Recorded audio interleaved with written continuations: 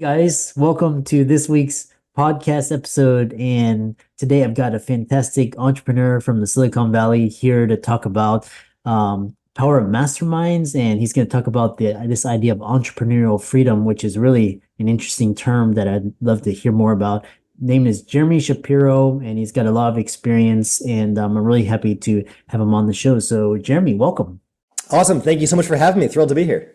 Yeah, what's interesting is, talk about your story. I always love talking to people from the Bay Area. They've just got a different slant on the world and the way things are. So talk about your work that you do and how you got started. Yeah, I think I was always meant for the Bay Area. I'm originally from the East Coast in the Boston area, but after a little stint traveling, living around the world, we settled down here in Silicon Valley almost 20 years ago, which is crazy. But yeah, every year or so, my wife and I would laugh as we unlock the next level of being Californian. We always thought this is like meant for us, but then like we found ourselves, riding bikes. We're like, oh, now we've done it, and then we found ourselves like walking downtown with a yoga mat. We're like, oh no, okay, we found a new level of Californian, and then like we became plant-based, and it's just every step of the way we're like, oh my gosh, like how much more stereotypical like Californian can we become? And we just kept finding new layers to it. But yeah, we're always meant for this area, I think. And especially for me, being an entrepreneur at heart and always having been an entrepreneur my entire career, this really is such a great spot for that. So many folks you talk to either like work in tech or have their own company. And my journey has from my earliest years of quote, quote, work in high school until now have always not just been in running my own businesses, but all of those have been in the service of helping other business owners and entrepreneurs move towards what I call entrepreneurial freedom. Yeah. And so what is like kind of talk about what is this is kind of first time I've heard of it. So what is it? What is it? Like what does it look like? What does it feel like? Just for my own. I think when I say entrepreneurial freedom, the first thing that comes to mind for most folks is this idea of financial freedom. And yeah, like that's a piece of it. But entrepreneurial freedom, as far as I'm concerned, is about so much more. It's about optionality. It's about freedom of time and choice. When you build a business that is there to support you and what you want out of life, you start to get back choice. You get to choose how you spend your time, who you spend it with, and what you do. So for some entrepreneurs, that comes down to the freedom of choice of spending time with their family and being there for their growing family and their kids and parents and spouse and so on. For others, it's around the choice of getting to spend time in their community, supporting nonprofits or causes that are important to them, and being able to be on those boards and attend the events and do the volunteer work that's needed to support the causes closest to their heart. Right? For others, it's the freedom of choice of doing the work they love with the clients they love and how they love doing it. But the reality is, for most, it's all of those combined into one. So when you have your own business, what you really get back is time, and you get to choose how you spend that time. Yeah, it's really brought so many ideas, because, you talk about this, you helping small business owners make the transition from solopreneurs, because a lot of people are self-employed to business owner. And what's that important distinction that many entrepreneurs miss when working in versus on their business? For a lot of entrepreneurs, they sort of stumbled into their own business. For many, they were what we call a technician, doing some sort of trade or work within another business. And the next logical step is to go out, hang your own shingle, and open your own business, right? This might be you're a plumber working for a plumbing company and you decide to have your own plumbing business. If you're familiar with Michael Gerber's The E-Myth Revisited, the story is of Sally, who loves making pies and then decides to open her own pie shop. Right? This could be, you're an SEO expert working for an SEO agency and you go and start your own, or you're a doctor working in a medical practice and decide to go open your own practice, and so on, right? That is such a common path for business owners. The challenge is that when you go down that path, you end up with a business, not just the work of the business. And now you're dealing with marketing, sales, finances, everything that has to do with running your business. You've got to deal with the books and bringing in new clients and, paying the bills and all these things that aren't just the work within the business. So that's where for many business owners, they realize that they're actually self-employed, right? So they have all the worst parts of a job and all the worst parts of having a business, and they don't get the benefits of the both. So the big chasm, if you're familiar with, for example, Robert Kiyosaki's cash flow quadrant, is moving from being an employee to self-employed, then jumping over this massive chasm to being an actual business owner. The litmus test I like to use is to close your eyes and imagine for a moment what it would look like if you stepped away from your business for a day, or maybe a week, a month, 3 months. When you came back from the desert island that had no cell phone coverage, no internet connectivity, where you weren't able to get back to emails and Slack messages and texts and so on, what would the world look like in your business when you came back? Would your business be the same, better off, or like a dumpster fire and out of business? For many business owners, quote, quote, business owners, if they were to step away for even a few days, they would come back to a dumpster fire of a business. And that's a good indication that you're still self-employed and not yet a true business owner. So keep in mind there's gradations here, right? So if you put the right systems in place and the right people to run those systems, you can suddenly have a business that is not blocking on you. And I'll share with you a story. There's many of these, but one I particularly love is that when my wife and I were starting our family, when we decided to share that news with my team, we were about 3 months in. And so we now knew in 6 months from now, we would have a newborn baby on our hands. And so when I broke that news to my team, after the congratulations and all those sorts of things, the next question they asked was how much time I was going to take off. And I've always worked for myself. I love the work that I do. I had never really considered how much time I'd take off. I knew I'd take some time. But thankfully, I was surrounded by those older and wiser than me, many of whom were parents and knew what those first few months were like. And so they were encouraging me to take a bunch of time off. So I agreed. And the next thing they came to me with was the list. And they said, Jeremy, here are the systems we need to put into place. Here's the stuff you know that we don't know that needs to get documented. And here are the hires we need to make. And we now have a 6-month runway to get that figured out. So when I am offline, truly offline as the business owner, things can continue to run. And so that was a wonderful length of time that we had to put everything together. And I got to take 3 months off, not on emails, not on messages, nothing, to be there fully present with my now larger and growing family. And those first days, weeks, months are so precious. You can never get those back, right? Yeah. If you're taking a week off and then you're back into the grind of things, how present are you for all those moments with your growing family? And so for me, what that meant is, if our daughter was up in the middle of the night as a newborn, that was fine. The only thing I had to worry about the next day was being there for her, making sure my wife was fed and rested and getting all the things that she needed. And I could really be there, truly present. Whatever time in the morning we got up, whatever that day had in store for us, I could truly be there. Yeah. And so these kinds of stories, are ever present with our mastermind members in their businesses as well, as they put those different systems and people in place so they can do exactly that. And it's not always as voluntary as it was, for example, in my case. One story, one of our members, Ryan, was building up his business, and it was he had a demolition business. And he was very hands-on in the business, helping out with everything from being there for prospects, providing estimates, closing sales, being on the job site when the guy showed up in the morning to get the work done. He was present for all of it. He was a very hands-on business owner. And when he wanted to, he'd get his hands dirty and grab a shovel and actually get to work. He loved the work he did. Yeah. Well, one day he's talking to a new client on the job site, and the trailer on the back of the truck with the bobcat comes rolling down the hill towards him. And he barely has time to look up before this trailer runs him over, breaks his femur, blood's going everywhere. The trailer continues moving and dragging his body down the hill. And, when he comes to, he's in intensive care. They're doing surgeries. He's, broken ribs and femurs and bones and all kinds of awful stuff. And he's in the recovery room, and it's dawning on him that, he's got a business to run. And this is a business that is providing jobs to his employees. This is a business providing help in his community to his clients and prospects. He's got jobs that need to get done that he's taken deposits for. He has a business to run, and he is laid up in a hospital room with no time anytime soon to get back out there.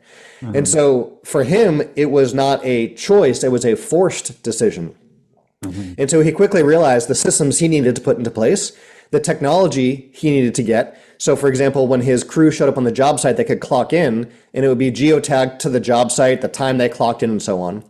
He realized the hires he needed so he could have someone going out there and answering inquiries, sales inquiries, writing up estimates, invoicing, taking payments, and all these things. So while he was in the hospital room, the business was able to continue running.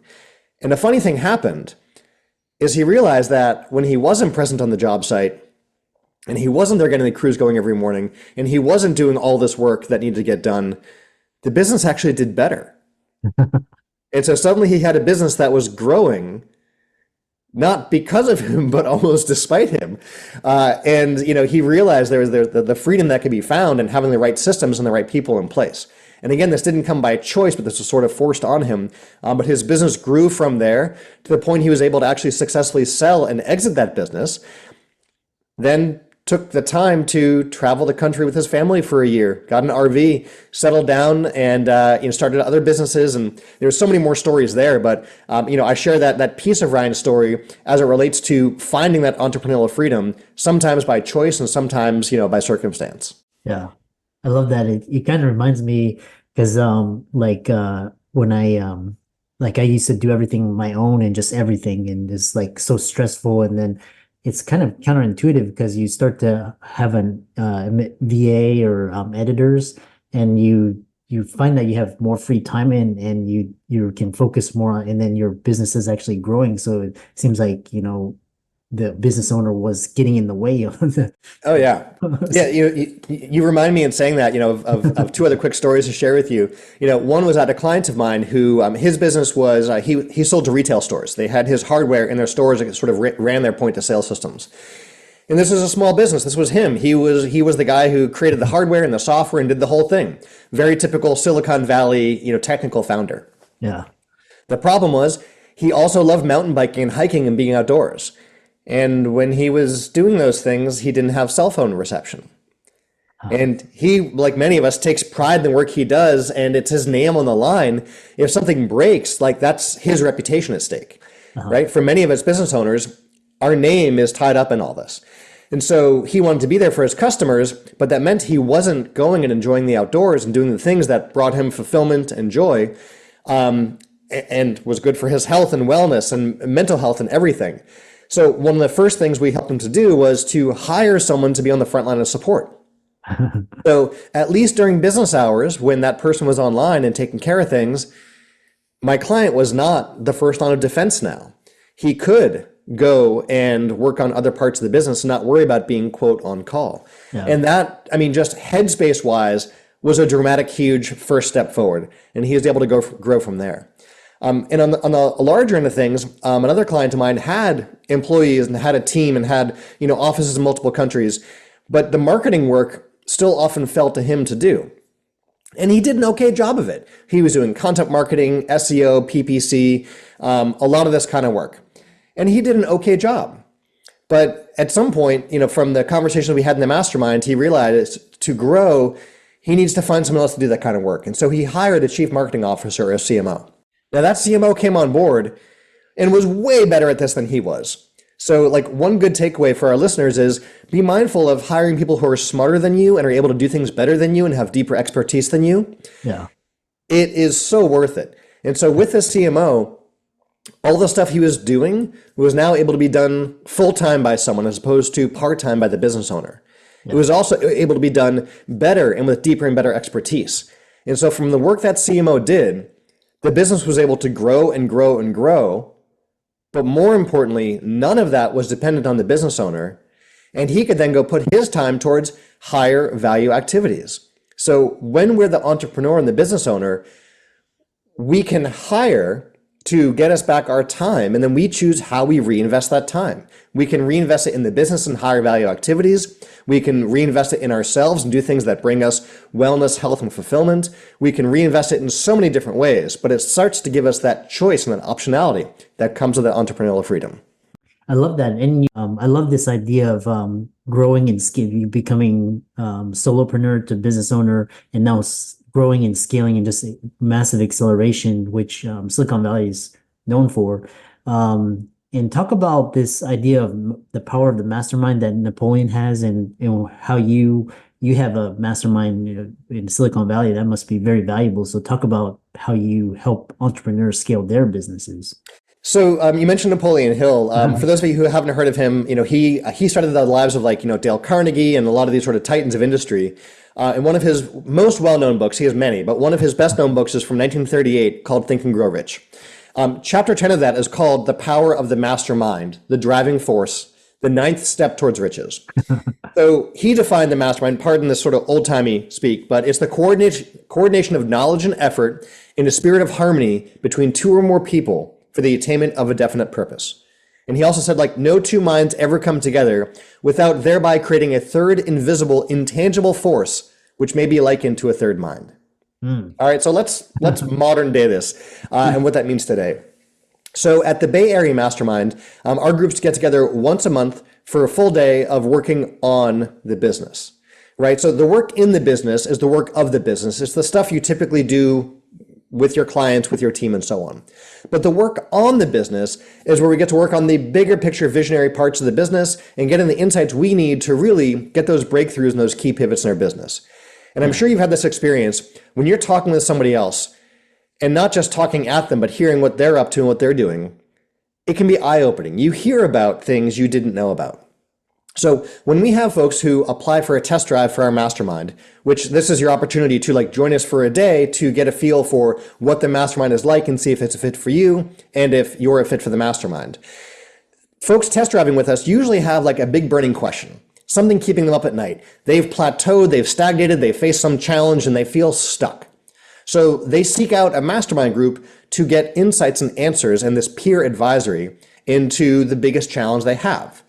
So they have two things. They have an idea of what they know, the things they know they know. These are their areas of expertise, what's working well, what got them this far.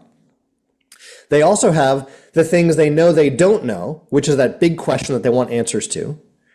But really, the biggest opportunities and the biggest aha moments I see again and again come in this third category. And that category is the things we didn't know we didn't know. See, just by being in a room with like-minded individuals, other fellow growth-focused entrepreneurs, when you hear what they're up to, because every member gets a hot seat during the day in our mastermind, when you hear what they're up to and what's going on in their business, what's working and what's not, that's where you get exposure to these ideas and things you didn't know about. Especially because we are cross-industry. This isn't like an industry niche group. It's different industries, different business models, and so on, all in one room.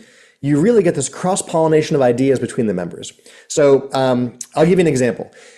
We will often hear from prospective folks that one of their challenges is growth. How do I find new leads to fill the top of my funnel? We also get folks who have the opposite problem, which is they're overwhelmed with leads and they're having challenges on the operations side. So you get two folks sitting across the table from each other, one saying, how do I get more leads? Once I get them, I take great care of them. And you have somebody else saying, I have so many leads, I can't deal with this. My operations are a mess. I can't even get back to my new prospects who want to do business with me. And so you can imagine the conversation between those two individuals as they have peer advisory around their superpowers and their expertise. Yeah. And then between industries, we'll have, for example, I'm a physician running a traditional brick and mortar cash-based medical practice. And then you have someone running an e-commerce business. And the ideas you hear going between those two individuals as they share what they're working on is brilliant. So we had a member who had a brick and mortar retail store, and she's hearing from the e-commerce business what they're doing and how when they send an email, money comes in. And they look at things like earnings per click and open rates and click-through rates and all these metrics all of our fellow email marketers know about. Well, this brick and mortar store wasn't even getting email addresses from customers when they came in the door. So what do you think happens over the next month between our meetings? Start capturing email addresses, start sending out email campaigns, and using all the best practices from this e-commerce company that they happily and willingly shared. This brick and mortar business suddenly started sending emails and seeing money come in from their emails. And on the flip side, this retail store owner was talking about how they were sending out direct mail. And that worked really well for them. And so this e-commerce business owner is asking questions around how they find their list of who to mail to, what mail house they use, what, if they use postcards versus letters, like what the format is they use, like what the best practices are. And so you have this online business who's never done direct mail, getting the behind the scenes best practices, tips, tricks, vendors, resources to do direct mail. And so over the next month, they're able to find the right lists, put together the right direct mail pieces, send out direct mail, track back the effectiveness of it, and open up a whole new channel of marketing. And then the medical practice is hearing all around SaaS businesses and subscriptions and is able to start putting in continuity programs to their medical practice. And like this is just a few of so many examples of this cross-pollination of ideas where folks are hearing about things they never knew existed and implementing them in their own business. And so when you're feeling stuck, a mastermind group can help you to get unstuck on the issue that you think is the issue, but more importantly is they can provide those pivots and those insights that you need from like-minded entrepreneurs that can get you unstuck. And so that's what I've been running here with the Bay Area Mastermind Group, not just here with local businesses, but we have members who join us virtually in our hybrid format meetings or our online meetings, as well as folks who travel in and join us. And you find accountability, you find inspiration, you find community, all of that behind the closed doors of a mastermind meeting. Awesome. And what a fantastic way to end it. And how can people, check out I know you got a trial period, you got a hybrid, you got to also, and how can people check that out, follow you on socials, check out your work, etc.? Yeah, so you can find us, everywhere under Bay Area Mastermind. You can find all this and more at bayareamastermind.com. A lot of the stories that I was sharing and talking about, I write up those stories and publish those so you can find those and dive deeper. I'm a tactical guy, so sure, it feels good to be inspired and hear stuff, but I also want the brass tacks of like, what do I do with this information? So I always have like the key takeaways of like what you can do from each of those stories as well. All that's at bayareamastermind.com. And then what you touched on there a moment ago is our test drive. For those who are interested in seeing what a mastermind group is like, it doesn't make sense to join a club or a membership without knowing what it really is. So we have a test drive, and that lets you apply to be part of the group. And if it looks like it'll be a good fit, we take the next baby step, which is trying out the group one time. And if it looks like it's a fit and it's bringing value to you and you're bringing value to the group, then we extend the offer to join us longer term as a member, if that makes sense. But worst case, you get answers to your biggest questions. You meet other great like-minded individuals. You find out about the things you didn't know. And best case, you realize it's the family and community you've been looking for all along of like-minded entrepreneurs and business owners who get you. So you can find us at bayareamastermind.com. And let's thank Jeremy for coming on and talking just all these concepts and entrepreneurs. And be sure to check it out. All these links will be in the resources. Give them a like and follow on socials. And thanks so much for coming on. This was great. Thanks for having me.